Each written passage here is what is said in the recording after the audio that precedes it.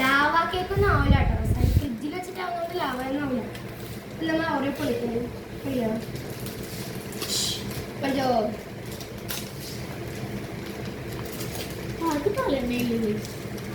കുട്ടികൾ വിഷമിക്കാറില്ല, പൊട്ടിക്കേണ്ട സാധനങ്ങളാണ്.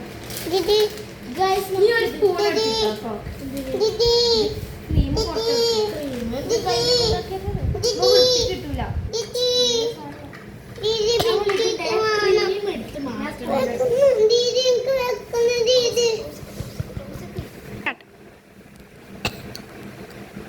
ഇമ്മിടാന്ന് പറഞ്ഞ പാത്രമാണ്.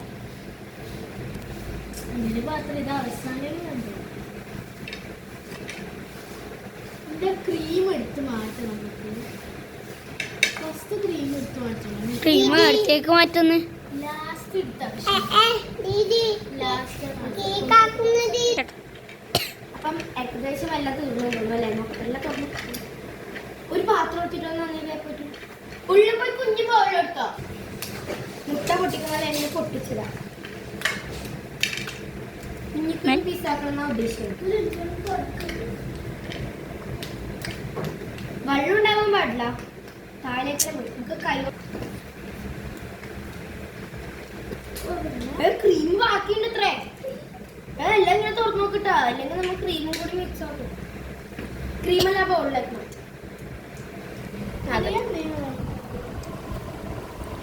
ക്രീം മാത്രം നമ്മൾ ബൗളിലേക്ക് മാറ്റി.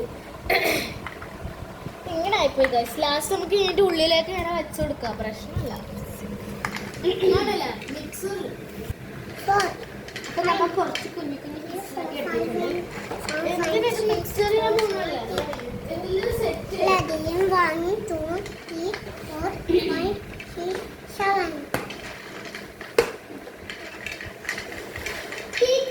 കുഞ്ഞു കുഞ്ഞു പീസസ് നമുക്ക് റെഡിയാക്കി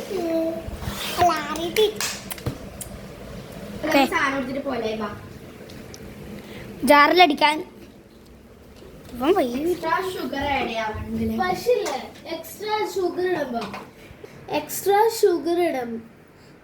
ഷുഗർ ഇടുമ്പോൾ നമ്മൾ ഇത്ര പോലും മാത്രം ജാറിലേക്ക് ഇട്ടു. ഞാൻ അടുക്കാൻ വിടാം. ജാർദാ ഇട്ടോ, കുറച്ചും കൂടി വേണം കിട്ടോ. ഇതിലിടുമ്പോൾ സാധനം ഒന്നും കാണില്ല, മതി. അപ്പം നമ്മൾ സാധനത്തിലിട്ടിട്ട് ഷുഗർ മാറ്റിയെടുക്കും.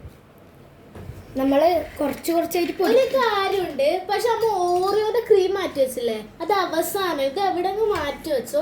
ഇത് നമുക്ക് ഓരോലക്ഷം ആവശ്യമില്ല. നമുക്ക് അവസാനം ഓക്കെ, നമ്മൾ സാധനം സെറ്റാക്കി.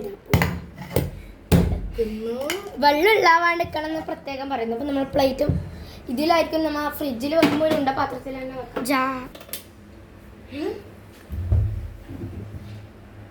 അത് ഓണാക്കിയില്ല. അത് ഓണാക്കി.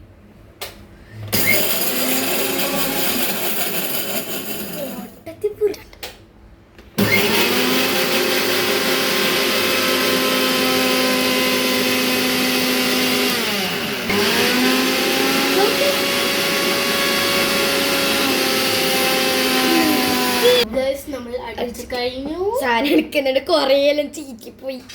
ഇത് എടുത്തിട്ടില്ലേ വിളകുന്ന് മാറ്റി വെച്ചത്? അടുത്ത് മാറ്റി.